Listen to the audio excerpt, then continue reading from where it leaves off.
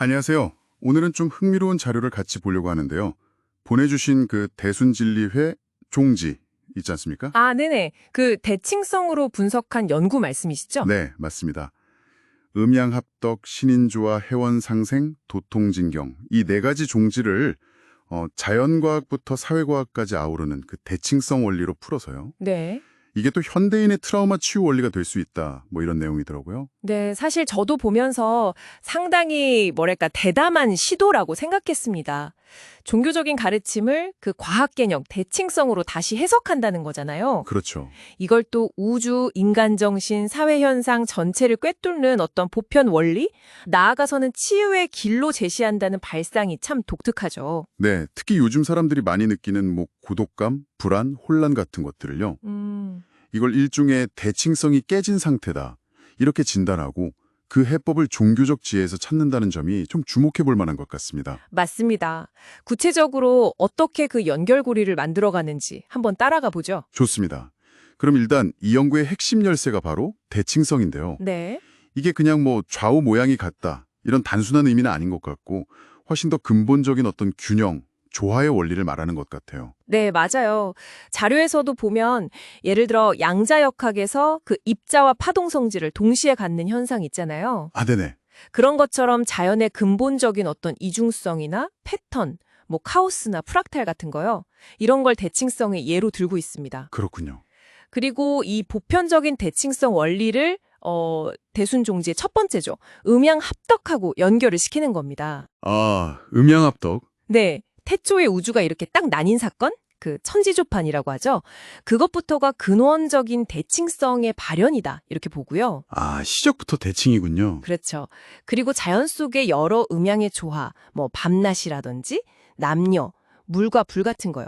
이런 걸 그 증거로 제시하고요. 네. 근데 여기서 또 재밌는 게 그 전지전능한 상제님과는 좀 다르게 특정 기능만 가진 신명이라는 존재를 설명할 때도요. 네, 신명. 어떤 기능적인, 역할적인 대칭성의 원리를 적용하려는 시도가 보여요. 뭐랄까, 우주적인 역할 분담에서의 균형, 그런 느낌인 거죠. 흥미롭네요. 자연계를 넘어서 이제 인간 내면으로 들어가 보면 신인조화가 나오죠. 네, 신인조화. 이건 인문과학적 대칭성, 특히 무의식 영역이랑 연결이 되는데요. 자료에서 락강 정신분석학을 인용하더라고요. 아, 락강이요. 네, 인간의 욕망이라는 게 언어, 그리고 타자와의 관계 속에서 만들어진다. 뭐 이런 관점이잖아요. 네, 그렇죠. 그래서 우리 욕망이 사실은 타인의 욕망을 비추는 거울이다. 일종의 모방 욕망일 수 있다는 거죠. 모방 욕망. 네. 그리고 또 우리를 움직이는 어떤 강력한 이야기나 사회 구조 같은 거 있잖아요. 그 자체가 보이지 않는 힘. 그러니까 여기서 말하는 신명처럼 작용해서 우리 무의식과 대칭적인 관계를 맺을 수도 있다. 이런 해석도 나와요. 아, 그러니까 나와 남이 분리된 게 아니라 더 깊은 차원에서는 서로 연결되어 있다는 말이군요. 네, 바로 그거죠. 그런 관계의 대칭성이라는 관점에서 보면 해원 상생은 또 사회과학적 대칭성, 특히 경제 논리랑 아주 흥미롭게 연결이 됩니다. 경제 논리요? 회원 상생이랑요? 네, 현대 자본주의가 주로 이렇게 등가 교환, 그러니까 주고받는 것, 보상에 초점을 맞추잖아요. 네, 그렇죠. 근데 이 자료는 그 이면에 있는 중요한 원리, 바로 증여, 그러니까 대가 없는 베품과 그에 대한 어떤 자발적인 보답의 순환, 여기에 주목을 해요. 아, 증여? 그래서 회원 상생이나 보훈 상생은 바로 이 증여와 보상의 대칭적인 균형을 통해서 사회적인 갈등이나 개인 간의 원한, 즉 원이나 척이라고 하는 거 있죠. 네네. 이런 관계의 비대칭성을 해소하고 결국 트라우마까지 치유하는 길로 해석될 수 있다는 겁니다.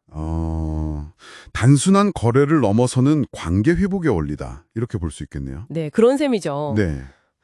자, 그럼 마지막으로 이 모든 대칭성을 통합하고 완성하는 경지로서 도통진경을 제시하는데요. 네, 도통진경. 네. 유불선 사상을 다 아우르면서 모든 갈등이나 저항이 사라진 그런 궁극적인 조화 상태. 마음과 몸이 편안한 안심안신의 상태를 지향하는 거죠. 안심. 네.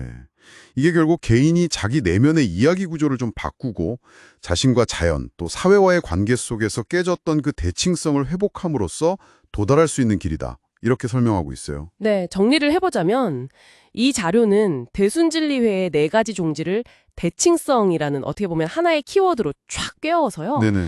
자연, 인간, 사회 전반에 걸친 통합적인 이해를 시도하고 있는 거죠. 그리고 이걸 통해서 현대인들이 겪는 다양한 고통, 트라우마의 근본적 원인을 진단하고 그 치유 가능성을 종교적인 지혜와 과학적인 원리의 만남 속에서 찾고 있다. 이렇게 볼 수 있겠습니다.